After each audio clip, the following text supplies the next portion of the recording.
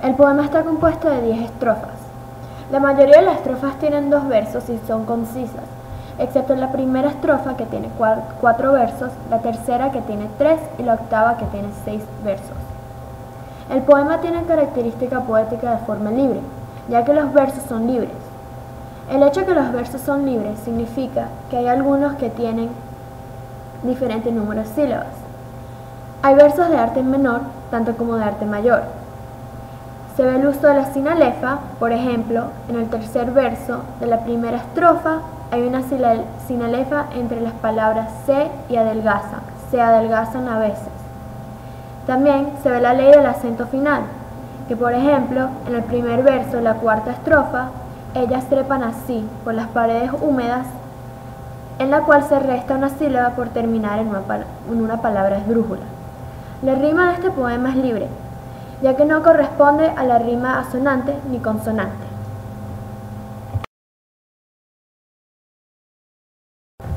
Hay 3 temas en este poema. El primer tema es la separación. Se ve una distancia entre los dos amantes, ya que no están juntos. Se ve que uno está tratando de encontrar a la otra, y por eso se ve que hay una distancia entre ellos, algo que los separa. El segundo tema es el deseo sexual.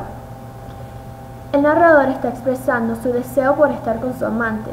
Aunque sea un deseo sexual o un deseo de tener una relación íntima con su amante, igual el narrador está expresando su deseo de tenerla junto a él.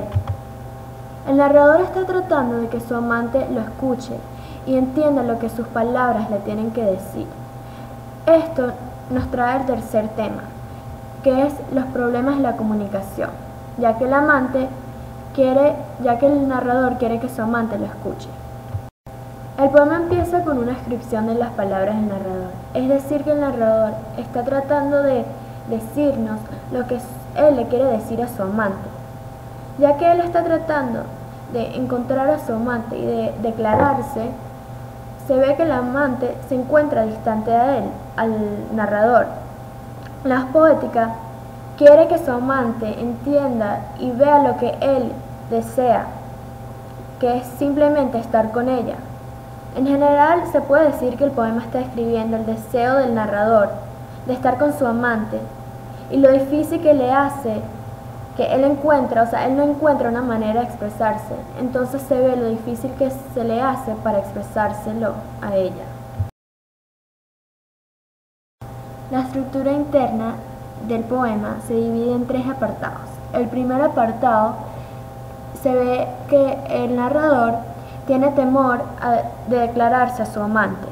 Es decir, que el narrador está mostrando que tiene un temor hacia su enfrentamiento con sus palabras y que tema decírselos a su amante. En el segundo apartado, la poética empieza a rogarle a su amante que lo escuche. Aquí se ve la angustia de él. En el tercer apartado, el narrador logra que sus palabras le lleguen a su amante y expresa que ella lo ocupa todo. Él expresa que ya que él la tiene a ella, él ya lo puede ocupar todo, puede tener todo su amor de él en ella. Los apartados se dividen de esta manera para relatar la historia y el desarrollo del narrador mientras busca la manera de cumplir con sus deseos. Los temas tienen una relación con cada apartado porque los apartados están desarrollando una historia de su deseo y en cada etapa, en cada apartado se ve un tema. Por ejemplo, en el primer apartado se ve la separación. En el segundo apartado se ven los problemas de la comunicación, ya que el narrador está tratando de que ella lo escuche. Y en el tercer apartado se ve el deseo que ya se cumplió. La interpretación. El tema presente en este poema se ve representado tras el estilo del autor y la manera en que escribió este poema en particular. Uno puede ver que las emociones aquí no están fluyendo, como en un poema que relata un amor apasionante. En este poema se ve un amor desesperado, ya que no encuentra la manera de estar con su amante. Ese sentimiento se ve tras el uso de tantos puntos. en la cual el flujo del poema se tranca. Ya que el poema está entrecortado, se ve más claramente la angustia y el nerviosismo del narrador. Siento que el autor está expresando tras su estilo la manera que uno se siente cuando no puede formar las palabras. Es decir, que a las personas se les hace más difícil de formar sus palabras y hablar en una manera clara y entendible. El mensaje del autor. Hay varios mensajes que se ven en este poema. El primero es describir a un amor frustrante. Aquí se ve la manera en la cual uno se frustra cuando les aparecen obstáculos al expresarse a su amante. Es decir, que cuando uno no encuentra las palabras perfectas para decirle a su amante lo que uno siente por él, uno se tranca y se frustra. Otro mensaje que el autor nos muestra es lo difícil que es tener a un ser amado distante o estar separado de su amado. Tras este mensaje, uno puede aprender que aunque un amante esté lejos, uno puede igual encontrar una manera de comunicarse con él. Si uno en verdad ama a una persona, uno va a encontrar la manera de decirles lo que uno siente por él. El último mensaje es uno que nos da el narrador, un ejemplo de cómo uno lucha por su amante. Tras el ejemplo que vemos en este poema, uno vemos que la determinación nos ayuda a obtener nuestros deseos. Cualquier deseo que uno tiene, uno lo puede obtener por luchar y por encontrar maneras de conseguirlo. La voz poética en este poema es de un narrador que está describiendo una experiencia que tuvo tras sus propios pensamientos. Ya que está hablando de esta experiencia tras sus propias opiniones y sus deseos, uno puede concluir que está escrito en primera persona. Él dirige su mensaje hacia una mujer, utilizando la palabra tú, por ejemplo, cuando dice todo lo ocupas tú, todo lo ocupas tú. Esto significa que no está dirigido hacia los lectores, sino hacia una mujer. Se puede decir que esta mujer es su amante, o él quiere que sea su amante. Yo concluí que ellos ya se han conocido, porque en el segundo verso de la segunda estrofa, y también en el último verso del poema, el narrador describe a sus manos como suaves. Dice, blancas manos, suaves como las uvas. Esto puede significar que ya tuvieron contacto físico, que él ya tocó sus manos. O también puede ser que él ha visto sus manos y puede describir que son suaves, que se ven suaves. Igual, he concluido que ellos ya se han conocido o que él ya sabe quién es. El tono en este poema se ve que cambia 3 veces, o sea que hay 3 diferentes estilos de tono durante todo el poema, ya que hay 3 apartados y en cada apartado hay un tono diferente, porque para cada apartado hay una etapa diferente de la historia del narrador. En el primer apartado se ve temor, ya que el narrador sabe que tiene que enfrentar a su amante y decirle lo que él siente por ella. En el segundo apartado se ve que el narrador está desesperado y angustiado porque él está nervioso y empieza a rogarle a su amante que esté con él, que lo escuche. Entonces aquí se ve que está desesperado y nervioso, y estos sentimientos como 2 sentimientos que no son exactamente iguales, la desesperación y el nerviosismo, porque aunque son diferentes van juntos en este apartado, ya que él le está rogando a su amante. En el tercer apartado ya se ve que el narrador está aliviado y alegre, porque por fin encuentra a su amante y encuentra estar con ella. Entonces está contento de estar con ella, está aliviado de ya pasó por una etapa diferente, por un obstáculo. Entonces él aquí ya se encuentra feliz. En este poema se ven 8 recursos literarios. El primero es el símil. Los ejemplos que encontré son: mis palabras se adelgazan a veces, como las huellas de las gaviotas en las playas. Manos suaves como las uvas, dolor como las hiedras. El uso del símil hace que el autor exprese una idea en una manera más vívida, ya que puede captar la atención de los lectores en una manera diferente. En vez de simplemente describir lo que él está sintiendo como un dolor, él lo compara con otra cosa para que los lectores vean en verdad lo que el poeta quiere decir, lo que el narrador y la voz poética está sintiendo. Es algo más de lo que está describiendo. Las metáforas que encontré en este poema son: mis palabras se adelgazan, cascabel ebrio, paredes húmedas, huracanes de sueño, y la última es: y las miro lejanas mis palabras.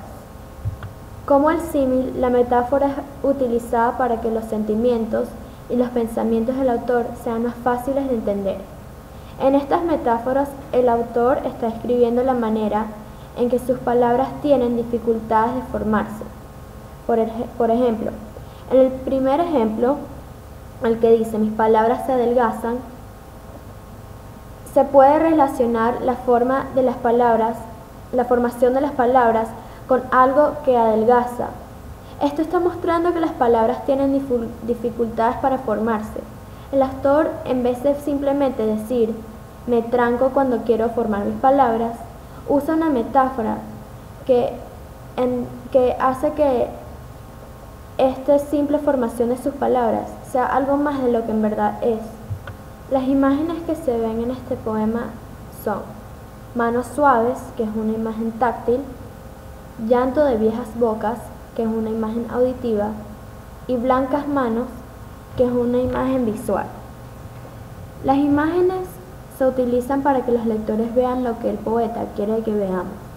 El poeta se está imaginando una escena y la interpreta lo más vívido posible, para que los lectores se relacionen con lo que la voz poética está sintiendo. Las imágenes les dan vida al poema, y cuando un lector se relaciona con él, o sea, con el poema se puede clasificar como uno universal, ya que todo el mundo puede entender lo que el poema está diciendo y relacionarse con él. En el poema, Neruda personifica y le da vida a sus palabras, o sea, las palabras que el narrador está tratando de formar. Cuando le da vida a estas palabras, le está dando una importancia más de lo que en verdad son.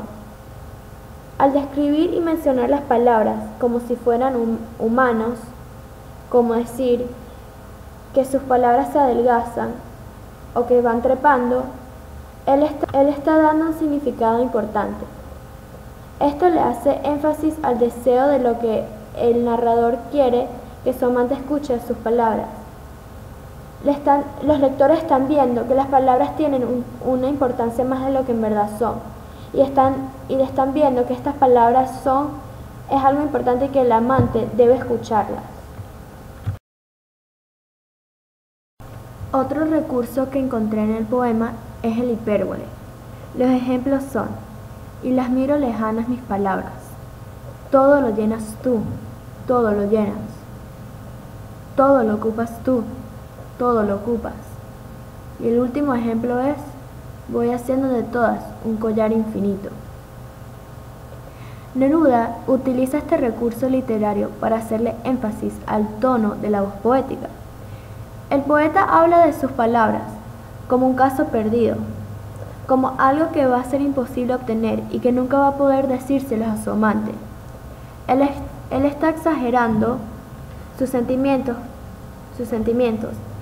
para que los lectores vean que el amor que siente por su amante es grande. El hecho que la ama tanto también puede significar que su deseo para que ella lo escuche es aún más importante y necesario para la voz poética. La anáfora es otro recurso que encontré. Neruda utiliza la anáfora ellas, ellas. En este ejemplo, el autor está repitiendo la palabra ella. para empezar las estrofas, en el cual se está digiriendo sus palabras, es decir, que cuando empieza una estrofa con ellas o cuando dice ella, está hablando de las palabras de la voz poética. La repetición de esta palabra le da énfasis a la importancia de sus palabras. Cuando repite el hecho que las palabras son como seres humanos, o sea que le estás poniendo el nombre ellas a las palabras, el poeta está mostrando que el deseo de la voz poética del narrador, su deseo de tener a su amante es grande y quiere que su deseo de que ella lo escuche a él es una importante en este poema. La reiteración es otro recurso literario en este poema. Los ejemplos son todo lo llenas, sígueme y todo lo ocupas. La repetición de estas palabras exagera el deseo de la voz poética para que su amante escuche sus palabras. Él se está dirigiendo a ella y mostrándole que la quiere con él. Cada vez que estas frases se repiten, el poeta demuestra que el deseo de la voz poética es importante y es grande. Él quiere que ella esté con él y cada vez que repite esto, le está haciendo más énfasis a ese deseo. El hiperbatón que encontré en este poema es: pero se van tiñendo con tu amor mis palabras. Aquí, el poeta pone el amor antes de las palabras. Antes, en el principio del poema, hablaba más de las palabras que del amor, pero ya que la voz poética conquistó a su amante, el amor que ella tiene, que los dos tienen, es más importante que las palabras, porque el deseo que él quería ya lo cumplió. Entonces, en esta parte del poema se ve que el amor es más importante, ya que ya lo ha encontrado. Los símbolos del poema. El blanco es un color que representa la pureza, la inocencia y la virginidad. Neruda utiliza este símbolo en el principio y en la última estrofa.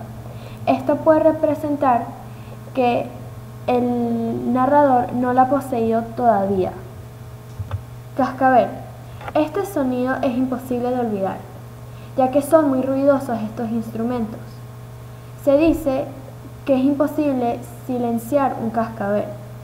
El poeta quiere mostrar que las palabras del narrador son inolvidables, son tan importantes que son como el ruido de los cascabeles. Las gaviotas son pájaros que representan la lejanía. Esto puede representar que los amantes que están representados en este poema están lejos y separados, ya que las gaviotas representan la lejanía y desde el principio Neruda utiliza este símbolo para representar que están separados. Una hiedra es una mata que se trepa sobre las paredes y los muros, y esto puede mostrar el dolor que se cierna sobre el alma dolorida del poeta.